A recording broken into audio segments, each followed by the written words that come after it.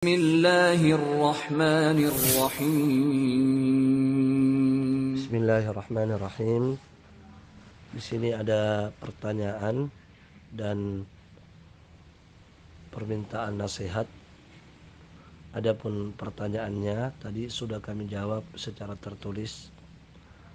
Adapun permintaan nasihatnya di sini, ya. Jadi mohon nasihatnya kami sebagai pengurus yayasan atau organisasi agar kami tidak keluar dari jalur-jalur syariat. Taib, barakallahu fikum. Ya, wa fikum barakallah. Taib. Ikhwani fillah, barakallahu fikum. Tentunya yang kami bisa nasihatkan adalah agar senantiasa amanah dan bertanggung jawab terhadap amanah yang diberikan. Ya, dan senantiasa bertakwa kepada Allah Subhanahu wa ta'ala. Dan yang tidak kalah pentingnya adalah senantiasa mengikhlaskan niatnya hanya untuk mencari ridha Allah Subhanahu wa ta'ala. Sebab apa yang diamanahkan ini merupakan amalan yang mulia, ibadah yang agung, dan yang namanya ibadah tentunya membutuhkan keikhlasan. Ya, apalagi amalan ini memiliki keutamaan yang sangat banyak. Ya, di antaranya adalah taib, ini adalah bentuk ta'awun di atas kebaikan dan ketakwaan. Tolong menolong di atas kebaikan dan ketakwaan. Dan itu adalah perintah Allah Subhanahu wa ta'ala. Allah Subhanahu wa ta'ala berfirman, wa ta'awanu 'alal birri wat taqwa wa la ta'awanu 'alal itsmi wal 'udwan. Tolong menolonglah kalian dalam perkara kebaikan dan ketakwaan, dan janganlah kalian tolong menolong dalam perkara dosa dan permusuhan. Ya, maka tentunya ketika dia melaksanakan ini dengan baik, dia mendapatkan pahala dari Allah Subhanahu wa ta'ala. Baik. Kemudian yang kedua, ya, ketika dia menjadi pengurus yayasan dakwah, ya, yayasan yang bergerak dalam bidang dakwah, ya, dan agama secara umum, ya, maka subhanallah ini merupakan kebaikan besar juga.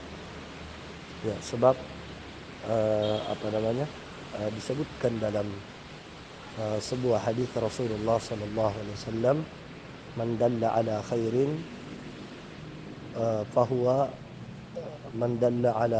falahu mithlu ajri fa'ilihi. Kata Nabi sallallahu alaihi wasallam, barang siapa yang menunjukkan seseorang pada suatu kebaikan, maka dia mendapatkan pahala seperti pahala orang yang mengamalkannya. Ya, jadi siapapun yang terlibat dalam suatu kebaikan sehingga orang mengamalkan kebaikan itu, maka dia juga ikut mendapatkan bagian dari pahala dari orang yang mengamalkannya. Barakallahu fikum.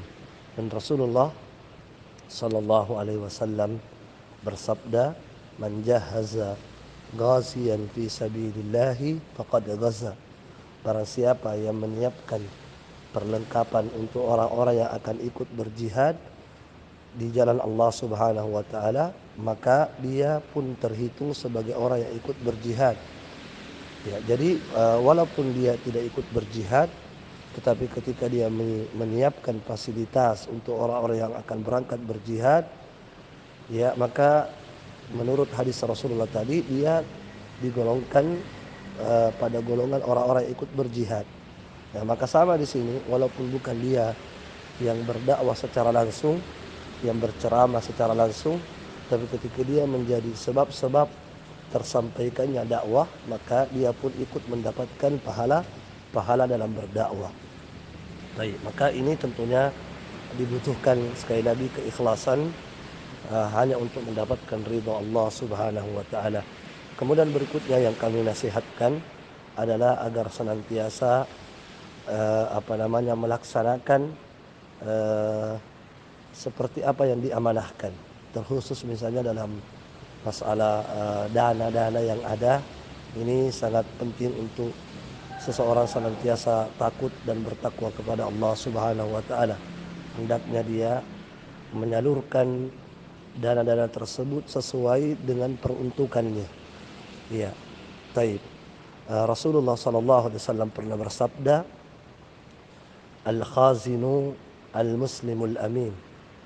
Seorang eh, seorang yang diberikan kepercayaan untuk memegang sebuah dana, ya taruhlah bendahara begitu atau yang semisalnya, yang mana dia adalah seorang yang muslim dan al-amin, dan dia terpercaya, ya alladzi yunaffidu ma umira bihi, yang mana dia menunaikan seperti apa yang diamanahkan kepadanya.